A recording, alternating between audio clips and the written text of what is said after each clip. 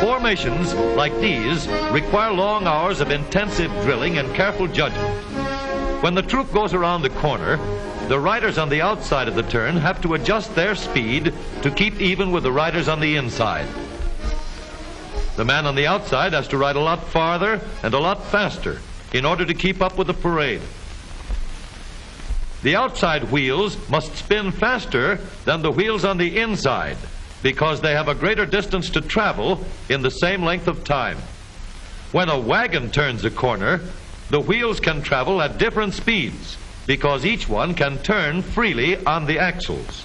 And in the early automobiles, the rear wheels turned separately and only one wheel was connected to the engine.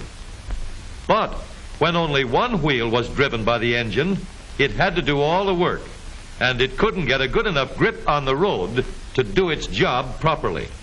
So the one-wheel drive was soon out of date. But if two wheels are locked on an axle so that they are not free to turn separately, one or the other has to slide.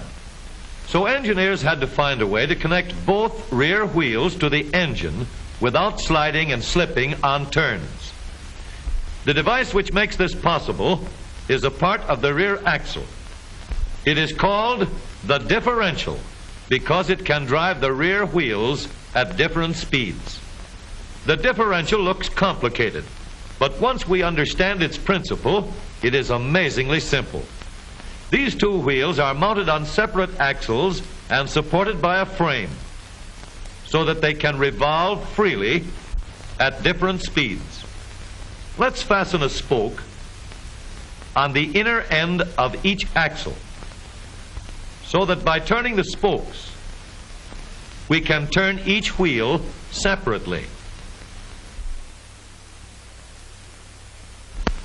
With a bar or crosspiece, we can turn both wheels in the same direction at the same rate of speed.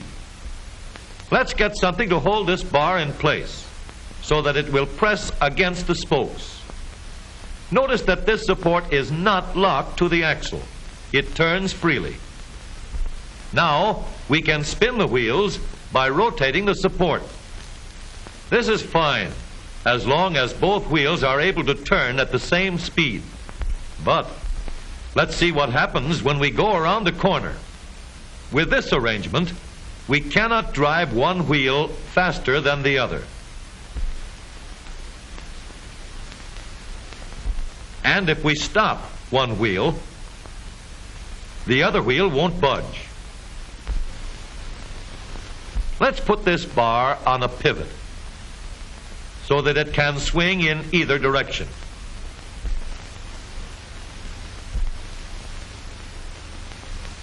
Now, the bar can still turn both wheels at the same speed. And because it pivots, it lets one wheel turn even when the other is stopped. But if turned too far, the bar will swing around until it won't drive the spokes that turn either wheel. We need another crossbar and more spokes to carry on the job. When we stop one wheel, the crossbars will continue to push the spokes of the free wheel around. As long as both wheels are free to turn, the bars do not swing on their pivot and the wheels move at the same speed. Now we have the working principles of a differential. To adapt the model for use in an automobile, we will have to make a few changes. In order to reduce the jerky action caused by wide spaces between the spokes, we will put in more spokes. Further filling in the spaces between the spokes gives steadier, more continuous action, and changing the shape gives firm, constant contact. Now we can make the gears thicker and stronger, and we have differential gears. The edges are cut so that they will fit together more smoothly and silently, and another gear is added to share the work of driving the axles. The principle is the same.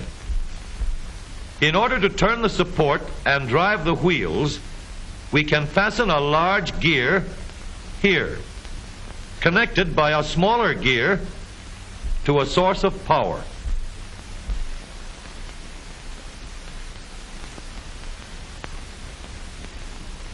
Notice that the power is connected to the differential at the center line. We can make our model more compact by moving the gears closer together.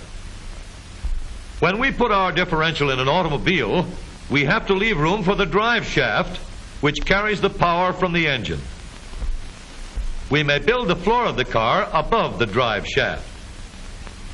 But if we do, we won't have much room inside unless we make the top of the car high too.